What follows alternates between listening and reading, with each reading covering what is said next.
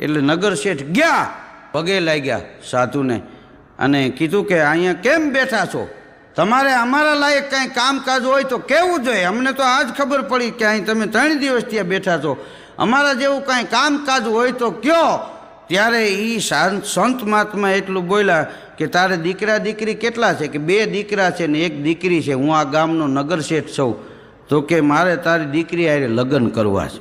એને જોવું તું કે માણસ તારે એ કરી શકે, એ લખ્યું છે ખાતું છે એ કે ખોટું છે. એટલે નગર શેઠ સમજણો માણસ, એને એમ થયું કે આ તો યોગી છે, આના સામે સમજ્યા વિનાની વાત ન કરે. કે વાંધો નહીં મહારાજ, મારી દીકરીને મારે પૂછવું જોઈએ ને, કે પૂછીને કાલ આવજે.